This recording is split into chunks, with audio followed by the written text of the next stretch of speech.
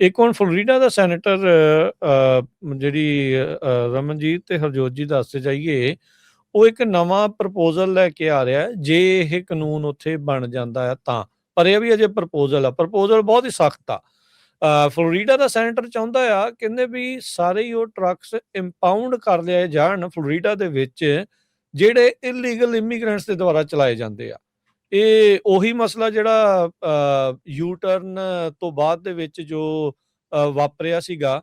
ਸੋ ਇਹ bill introduce ਕਰ ਦਿੱਤਾ ਗਿਆ ਆ ਫਲੋਰੀਡਾ ਦੀ ਸੈਨੇਟ ਦੇ ਵਿੱਚ। ਇਹ ਪਾਸ ਹੁੰਦਾ ਆ, ਇਹਦੇ ਨਾਲ ਇਹ ਰਿਕੁਆਇਰਮੈਂਟ ਬਣਾ ਦਿੱਤੀ ਜਾਊਗੀ ਲਾ ਐਨਫੋਰਸਮੈਂਟ ਆਫਿਸਰਸ ਦੇ ਲਈ ਵੀ ਜਿਹੜੇ ਕੁਛ ਲੋਕ ਆਪਰੇਟ ਕਰ ਰਹੇ ਨੇ ਕਮਰਸ਼ੀਅਲ ਮੋਟਰ ਵਹੀਕਲਸ, ਵੀ ਉਹਨਾਂ ਨੂੰ ਆਪਣੀ ਕਸਟਡੀ ਦੇ ਵਿੱਚ ਲੈ ਲਿਆ ਜਾਵੇ ਤੇ ਉਹ ਜਿਹੜੇ ਲੋਕ ਆ ਉਹਨਾਂ ਨੂੰ ਫੈਡਰਲ ਇਮੀਗ੍ਰੇਸ਼ਨ ਏਜੰਸੀ ਨੂੰ ਸਿੱਧਾ ਹੀ ਫੜਾ ਦਿੱਤਾ ਜਾਵੇ, ਵੀ ਉਹ ਉੱਥੋਂ ਫੜਨ। ਜੇ ਇਹ ਬਿੱਲ, ਮੈਂ ਫੇਰ ਕਹਿ ਰਿਹਾ, ਇਹ ਅਜੇ ਪ੍ਰਪੋਜ਼ਲ ਆ, ਇਹ ਬਿੱਲ ਪੇਸ਼ ਹੋਇਆ, ਅਜੇ ਕਾਨੂੰਨ ਬਣਿਆ ਨਹੀਂ।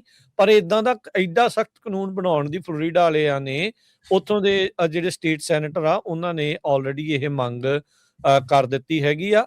ਤੇ ਨਾਲ ਹੀ ਬਿੱਲ ਦੇ ਵਿੱਚ $50,000 ਦਾ ਜੁਰਮਾਨਾ ਕੰਪਨੀ ਨੂੰ ਉਹ ਵੀ ਇਸ ਦੇ ਵਿੱਚ ਰੱਖਿਆ ਆ। ਫਲੋਰੀਡਾ ਦੇ ਰਿਪਬਲਿਕਨ ਸੈਨੇਟਰ ਡੌਨ ਗੈਟਸ ਜਿਹੜੇ ਪੈਂਸਾਕੋਲਾ ਤੋਂ ਨੇ, ਉਹਨਾਂ ਨੇ ਜਿਹੜਾ ਇਹ ਪੇਸ਼ ਕੀਤਾ ਆ।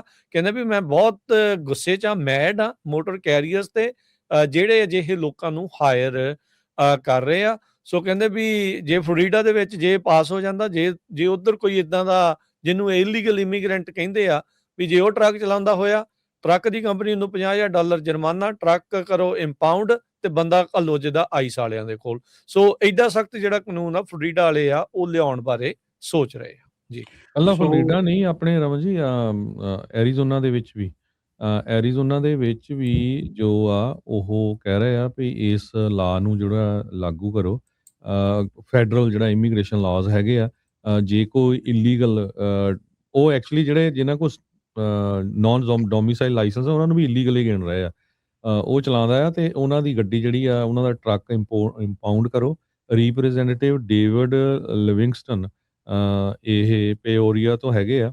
ਉਹ ਕਹਿੰਦੇ ਵੀ ਨਵਾਂ ਬਿੱਲ ਮੈਂ ਲੈ ਕੇ ਆ ਰਿਹਾ, ਹਾਊਸ ਬਿੱਲ 2345, ਉਹਦੇ ਨਾਲ ਕਲਾਸ 5 ਫੈਲਨੀ ਲੱਗੂਗੀ ਉਹਨਾਂ ਡਰਾਈਵਰਸ ਦੇ ਉੱਤੇ ਤੇ ਪਲੱਸ ਕੈਰੀਅਰਸ ਦੇ ਉੱਤੇ ਵੀ।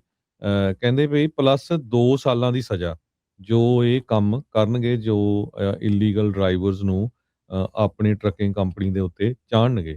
ਸੋ ਕਰੰਟਲੀ ਜਿਹੜਾ ਐਰੀਜ਼ੋਨਾ ਦੇ ਵਿੱਚ ਲਾ ਆ, ਉਹ ਸਿਰਫ ਮਿਸਡਮੀਨਰ ਚਾਰਜ ਕਰਦੇ ਹੈਗੇ ਆ। ਸੋ ਇਹ 2 ਸਟੇਟਾਂ ਦੇ ਵਿੱਚ ਕਾਫੀ ਸਟ੍ਰਿਕਟਨੈਸ ਹੋਣ ਜਾ ਰਹੀ ਹੈਗੀ ਆ।